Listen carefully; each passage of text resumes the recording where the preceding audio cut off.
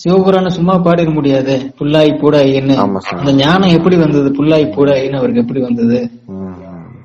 அவர் இருந்த வேலைக்கும் வாழ்ந்த வாழ்க்கைக்கும் அந்த ஞானத்துக்கும் சம்பந்தமே இல்லை. மாதிரி அவர் குருவுடைய காட்சி தட்சிணாமூர்த்தியா அவர் காட்சி கொடுத்துட்டாரு. அப்பவே இந்த ஞானம் அவருக்கு உதயமாயிருச்சு. அதுல எத்தனை ஒரு சிவபுராணத்திலேயே ஒவ்வொரு லைனுக்கும் ஒரு நாள் பேசணுங்கிற மாதிரி இருக்கும். அது வேகம் கெடுத்தாண்ட வேந்தனடி வேகம் வரும். வேகம்னா 14 வேகம், தும்மல், இருமல்.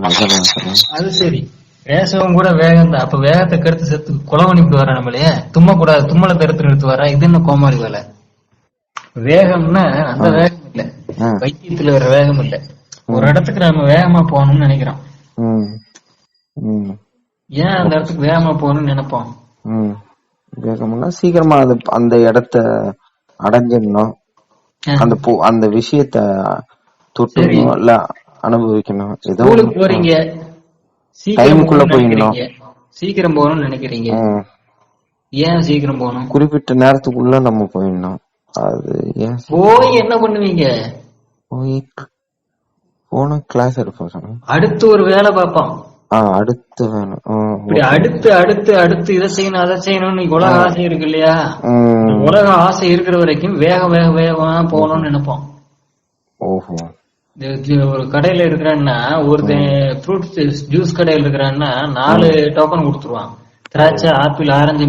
ஆப்பிள் அடிக்கும் போதே அடுத்து அடுத்து அடுத்து புக்தி பூரா அடுத்ததுல இருக்கும், அடுத்ததுல போயிடும். இந்த ஆரஞ்சு அரைக்கும் போதுக்குள்ள அடுத்த ஆப்பிளுக்கு போயிடும்.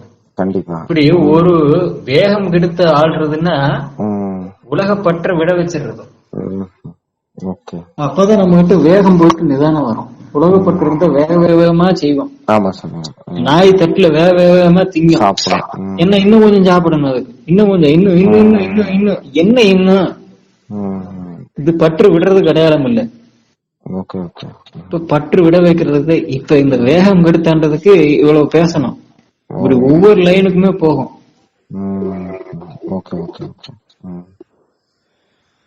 ரசாயன மாற்றங்களை நிறுத்தணும் போல இதுன்னு நினைச்சேன். 14 வேகங்கள்.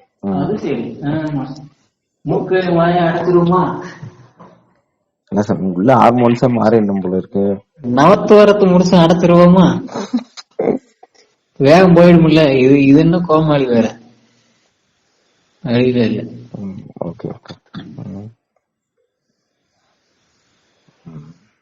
இந்த அறிவு எப்படி உற்பத்தி ஆகும்? முதல்ல அதனால கர்ம இயந்திரியம் வழியா இறைவனை பார்த்துட்டா ஞான இயந்திரியத்துக்கும் அவரே கொடுத்துருவாரு.